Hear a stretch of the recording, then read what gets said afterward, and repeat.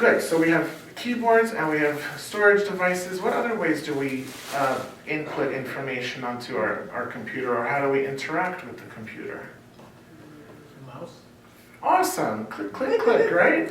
That's something we forget. The mouse is a way, and again, because this, we're here tonight with a vision impaired community where sometimes we may not be thinking of the mouse being a way of inputting or of interacting with the computer, but it definitely is a way of doing that. We can also interact with the computer with something called a touchpad or a trackpad. And if you can see this is just a square tile kind of on the screen. And what this does is it tracks my finger motion as I move it around this tile, and then that controls my mouse pointer or different activities that I do on the screen. This is an Apple trackpad. So how this works is with an Apple computer, and it works both for sighted use with traditional mouse clicking and pointing and things like that, but it also allows me to navigate with assistive technology, which we'll talk about in a moment. But I just want to kind of stick to talking about computers still, right? So we have a lot of input devices. So we have a keyboard, we have a trackpad or a mouse. We also have these little hard drives. Another way of inputting information to a computer is through a Braille keyboard, right? So right now I have a Braille keyboard up on their screen. There's 6 buttons on it to represent the 6 buttons of the Braille display, of the Braille cell, excuse me.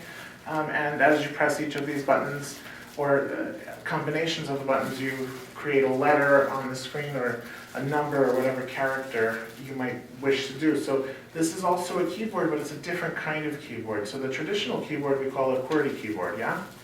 Qwerty. Is everybody familiar with Qwerty? No. Right, so it's called Qwerty because the top letter line of the standard traditional typewriter type keyboard has the letters QWERTY, which when put together we spell QWERTY, and that's how we refer to it. This is a Braille device, a Braille keyboard, so it's Braille input. So you're using it as a keyboard, but the interaction is still different.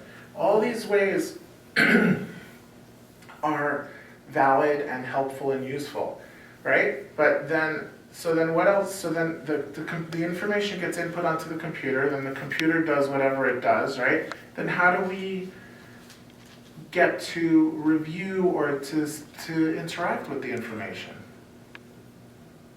Now you see it on the screen? Or Yeah, the monitor is the first kind of, the monitor, right, where information is displayed visually is kind of the first thing. But there are other ways, especially since, again, we're talking about, people and people who have vision impairments. What are some ways that people who are blind or have low vision have or interact with their computers or get information from their computers? Feedback, tactile feedback. Tactile feedback. So can you say a little bit more about tactile feedback? Oh, it's sort of like when you touch a portion of the screen, you'll get some sort of feedback, even like little, not a jolt, it's not good. Like a vibration. You get a vibration, Uh-huh. some sort of thing that you can feel as Yes. opposed to. Good. So sometimes, especially with the newer touch screen or touch devices, right, you can actually interact directly with the screen, and when you touch certain areas, the screen or the device will vibrate to give you some feedback saying, hey, you've touched a letter, you've touched something, an icon, and that's called haptic feedback. Haptic, Haptic, right? Haptic is when the device vibrates under your finger, under the touch of your finger, and that's a technology that's being used widely in Android type devices, especially the Android phones. Tablets, not so much, but we'll talk about the differences between all those in a moment. But that is definitely one way. So you have haptic feedback, you have the screen. What else?